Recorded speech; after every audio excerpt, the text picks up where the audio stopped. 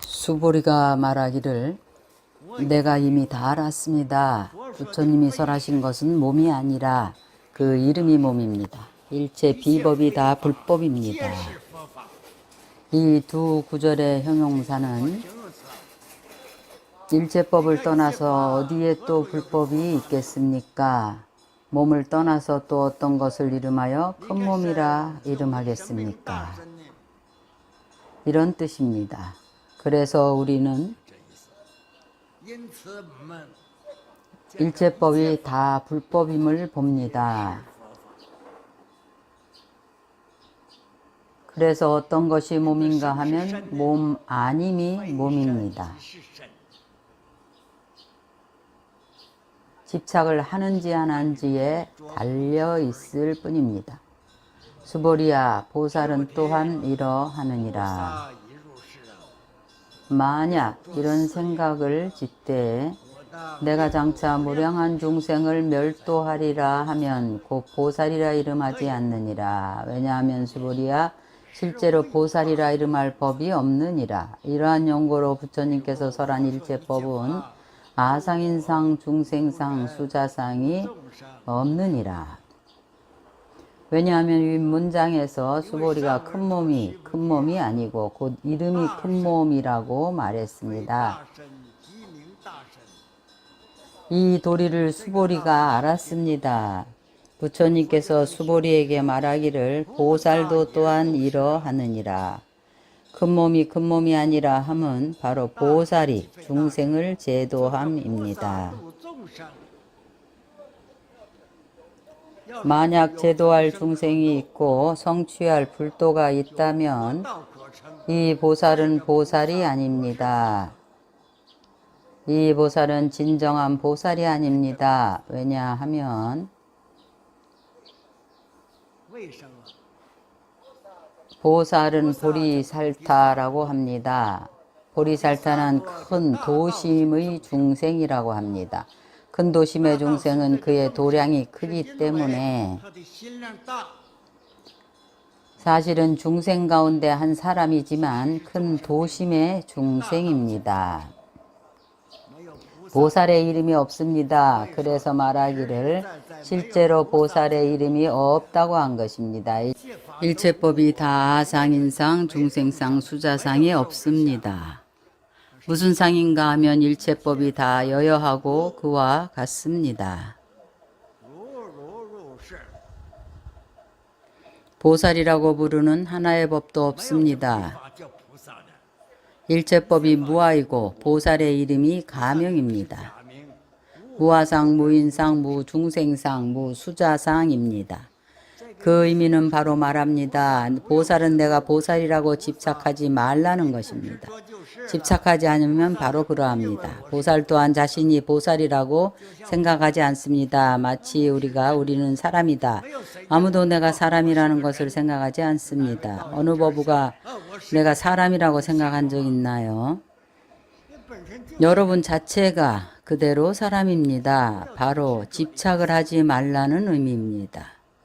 그래서 말합니다. 보살이 보살행을 할 때에 불국토를 장엄하는데 장엄이고 장엄이 아닙니다. 보살은 이 마음이 없습니다. 내가 다른 일을 도와주고 보살도를 행하는 것이다. 내가 불국토를 장엄하는 것이다. 이런 마음이 있으면 보살도를 행할 수 없습니다. 곧 보살이라 이름하지 않습니다. 보살이 만약 내가 중생을 제도할 수 있다고 말한다면 이 중생을 내가 제도한다고 말한다면 곧 보살이라 하지 못합니다. 보살은 이러한 마음이 없습니다. 이 도리를 알고 나면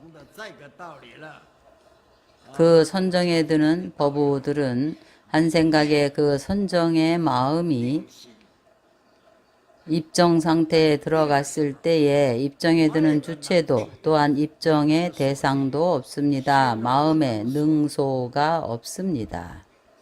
정에 드는 스님들이 내가 선정에 든다는 생각이 있고 그리고 입정에 들어갈 대상이 있다면 입정에 들어갈 대상이 있고 선정에 드는 주체가 있다면 이것을 선정이라 할 수가 있겠습니까? 능소가 없어야 정이라고 할 수 있습니다. 능소가 없어야 선이라 할 수 있습니다. 어떤 것을 선이라 하는가 아주 간단합니다. 선이라는 글자를 파자를 해보면 지극히 간단한 계시라는 뜻입니다. 언설이 없고 문자가 없는 것입니다. 이것으로 종지를 삼는 것입니다. 참선할 때 선이라는 글자는 왼쪽에는 보일 시자이고 오른쪽은 오직 콧단자입니다. 바로 간단한 계시라는 뜻인데 무엇을 간단한 계시라고 하는가? 언설이 없고 문자가 없고 형상이 없는 것입니다. 일체를 세우지 않음을 선이라고 합니다. 이 도리가 매우 심오합니다. 이것을 눈으로 통하고 마음으로 아는 것입니다. 수보리야, 보살은 무법을 통달해야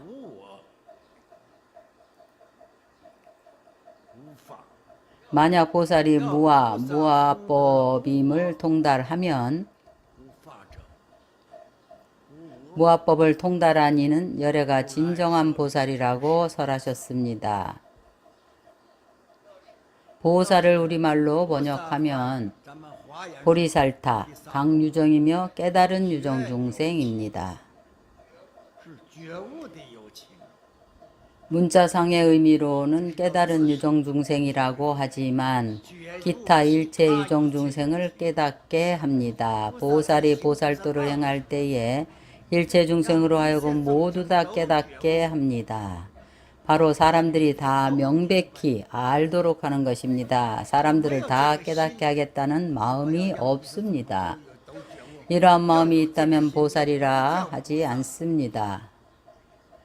이 문제는 아주 어렵습니다. 여러분들이 다 알 수 있기가 아주 어렵습니다. 돌을 닦으면서도 마음에 돌을 닦는다는 생각이 없어야 합니다. 마음속에 돌을 닦는다는 생각도 없어야 진정코 돌을 닦는다고 할 수 있습니다.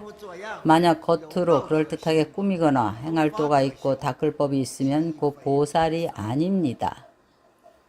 보살은 중생을 제도하나 중생상을 보지 않습니다. 그래야만 무아 무인 무중생 무수자상에 도달할 수가 있습니다. 이 마음으로 중생을 이익하게 하는 것이 아닙니다. 바로 아상인상 중생상이 있으면 곧 보살이 아닙니다. 무상의 경계에 도달해야만 비로소 진정한 보살입니다.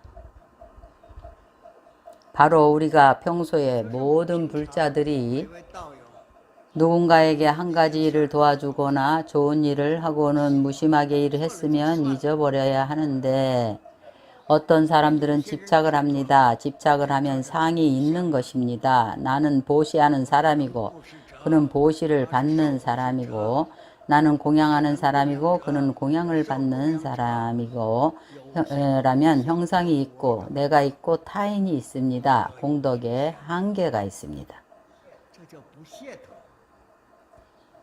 수보리야, 만약 보살이 이 생각을 짓되 내가 장차 불국토를 장엄하리라 하면 보살이라 이름하지 않느니라. 왜냐하면 여래께서 설하시기를 불국토를 장엄함은 장엄이 아니라 이름이 장엄이니라. 보살이 보살도를 행할 때에 이러한 사상이 있는지 없는지 이러한 생각이 있는지 없는지 만약 한 생각이라도 내가 불국토를 장엄한다고 한다면 혀가모니나 아미타불께서 인지에서 보살도를 행할 때에 그가 극락세계를 건립하면서 그에게 극락세계를 건립해야겠다는 마음이 있었는지 이러한 생각이 있었다면 극락세계를 성취하지 못했을 것입니다. 보살이라 이름하지 않습니다. 무슨 까닭인가? 왜냐하면 여래께서 설하시기를 불국토를 장엄함은 장엄이 아니라 이름이 장엄입니다. 우리가 모두 발언을 합니다. 일체 만행을 수행해서 불국토를 장엄합니다. 이것이 발언입니다. 발언을 하고는 집착을 하지 않습니다.